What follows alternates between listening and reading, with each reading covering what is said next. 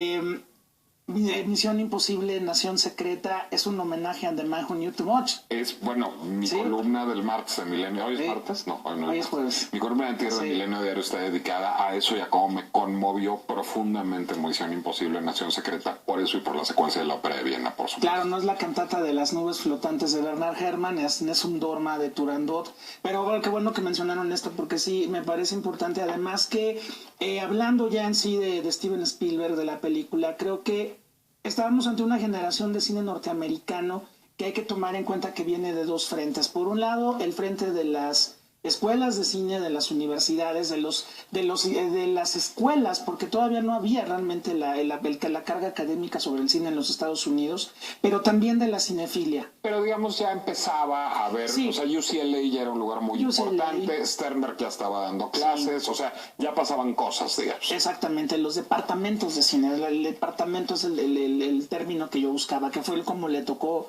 estudiar cine a Scorsese, por ejemplo, en Nueva York. Pero hablando de Spielberg, bueno, viene por un lado de esta parte académica, por otro lado viene la parte cinéfila y bueno, sin duda el estilo de Alfred Hitchcock, y hay que pensar también el estilo de Alfred Hitchcock entendido por Spielberg. El Spielberg de los 70s es un Spielberg muy cercano en espíritu a François Truffaut. Eso es interesante porque, bueno, aunque todo el mundo lo acusa de chabacano, de sentimental. Lo es, pero en los 80, ¿no? Lo es más hacia los 80s. En los 70s él es muy cercano y, bueno, desde luego, si nos apegamos a la política del autor, a los Hitchcock-Hoxianos y a la influencia de Truffaut, desde luego que el cine de Spielberg tiene esta parte hitchcockiana, pero... bueno, y como Hawks, Tiburón es una película de encargo. Exactamente, como el 100% de las películas de Howard Hawks lo fueron. Pero en el caso del Tiburón de Steven Spielberg, creo que tenemos el estilo de Hitchcock, por un lado, bien asimilado, sobre todo en la cuestión de la manipulación del espectador, que acuérdense que Hitchcock siempre juega este doble juego de el espectador que participa dentro de la película y el cual puede ser engañado, manipulado y vapuleado durante la misma proyección. Y por otro lado, un cineasta que tiene 27 años cuando asume este proyecto y que sobre todo este estilo lo va a perpetuar, pero también es un estilo que Hollywood va a retomar. Yo creo que... Si no, Hitchcockiano no mucho, ¿no? No, Hitchcockiano no mucho, pero el ritmo, digamos, el ritmo de la edición, el ritmo, que además es un ritmo muy sobre la marcha. Creo que a Spielberg le ha pasado en muchas ocasiones que no sabe armar la película porque la cuestión del ritmo, y ahí entra un personaje como Verna Fields, que fue la editora de Tiburón, que ganó uno de los 3 Oscars que ganó la película, o el caso de John Williams, que bueno, John Williams le ha resuelto, digamos, la voz, el alma de muchos personajes y mucho del ritmo, con el ruido, las notas de contrabajo de Tiburón o las notas electrónicas de la nave nodriza de Encuentros Cercanos del Tercer Tipo. Que además en el caso de Tiburón es una partitura muy germaniana, la de John Williams. Sí, es la segunda colaboración con Spielberg. Pero, bueno, hablamos de una película que también, como mencionabas tú, es industrialmente un punto y aparte en la historia de Hollywood. Pero todo un poco como el burro que tocó la flauta, ¿no? Es decir, no estaba planeado revolucionar ni mercadológicamente ni narrativamente el cine. A ver, dicen que lo hitchcockiano de Tiburón es porque los tiburones mecánicos no funcionaban. En buena medida. Entonces, o lo sugería porque las 3 bestias pues nomás no servían. Los 3 Bruce no funcionaban en lo absoluto. Les puso Bruce por su agente. Les puso Bruce por su agente. Uno de los Bruce se derritió en el mar porque no soportaba el agua salada. Pero, por ejemplo, Steven Spielberg sí fue haciendo esta selección de un guión en el cual el tiburón aparecía 400 veces y en el cual en la película lo vemos realmente muy poco por la cuestión de la sugerencia. Yo añadiría a la hitchcockiano Nicolás también Val Lewton. Val Lewton, este productor de origen ruso que hizo cine de horror para la RKO en los 40. Y yo diría que hay una película clave como antecedente de Tiburón, que es Cat People. La marca de la pantera, o esta escena maravillosa del hombre leopardo donde un personaje muere atrás de una puerta y solo vemos el charco de sangre, ¿no? Eso, en el caso de Val Lewton, no tenía dinero. En el caso de Tiburón sí había dinero. Lo que no tenía era tiburón. Pero no había tiburones, eso no funcionaban bien, y por eso la sugerencia, por eso la música de John Williams, que Spielberg dice que en un principio creyó que era una broma, el tun, tun, tun, tun, tun, tun, y bueno, esas notas se quedaron igual que los los violines de Bernard Herrmann para Psicosis en la cultura popular. Ahora, no era planeado. Universal tenía un plan muy limitado para una película que ellos consideraban película de monstruos para el verano. Es una película casi de serie B. Sí, y no había habido ningún taquillazo del tamaño de lo que va a ser Tiburón prácticamente desde una década anterior con La novicia rebelde, que había llegado a los 100 millones y que, digamos, las productoras en aquellos años, los estudios, hacían un estreno diferente a como es ahora.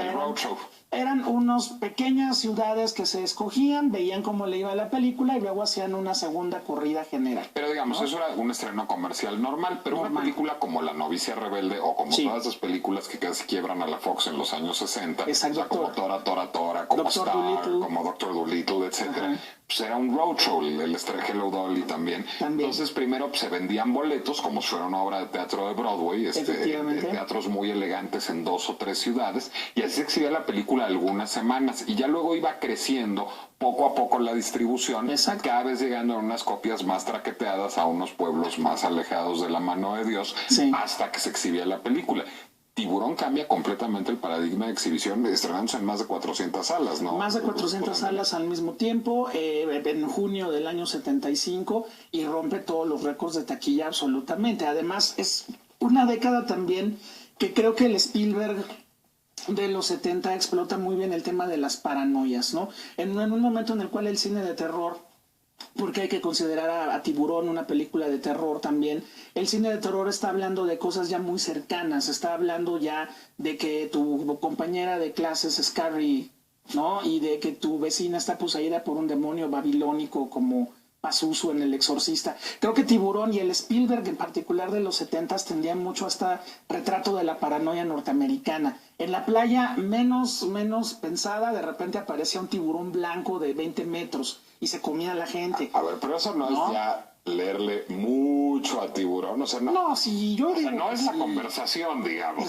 Es una película palomera súper bien contada, pero es una película palomera. Pero donde ya hay algunas cosas ahí, por ejemplo, cambia Tiburón. ¿Crees que Spielberg crea que el tiburón era una metáfora de algo, no sé, del comunismo, de Nixon, de Vietnam? No, en ese momento Spielberg no lo piensa, pero digamos, si ves la carrera posterior y sobre todo con Encuentros cercanos, donde aquí tenemos esta parte de los extraterrestres, los gringos siempre andan viendo extraterrestres por todos lados, también funciona. Y bueno, Encuentros cercanos comienza como una película de terror también durante la primera hora.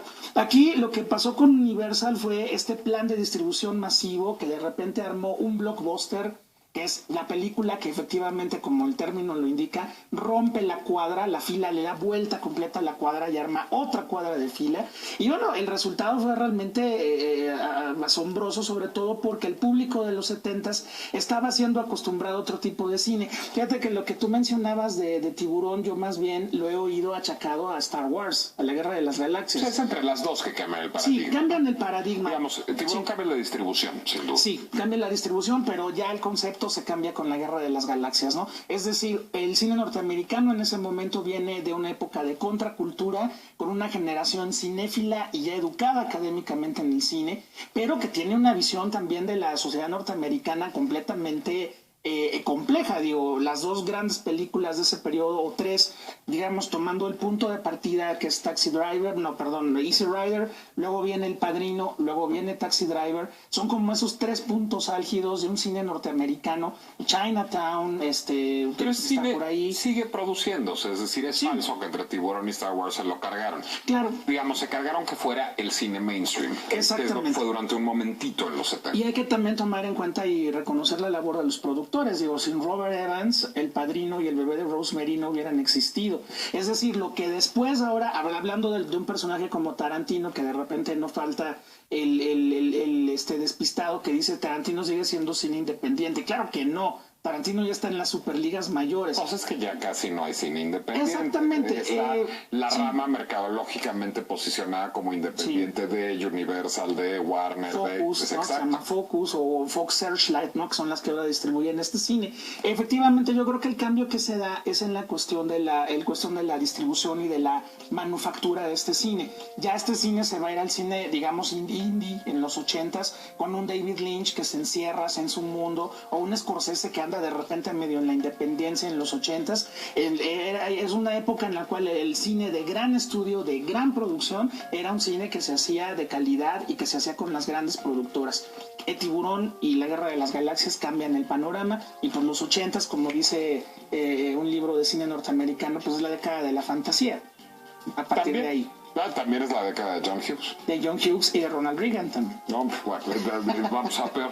A ver, me manda a regañar para idea Sofista, tiene toda la razón. Confundí Inside Out, que es Intensamente, en efecto. Ajá. Es la única película que tiene mejor título en traducción que el original. Intensamente. Con In and Out, que es muy divertida película con francos, pero en efecto son dos películas distintas e intensamente. Eso no es una película muy superior. Exactamente. Gracias, José Antonio. No, muchas gracias a ti. Muchas gracias. Sueñen con Tiburón, ¿eh? Buenas noches.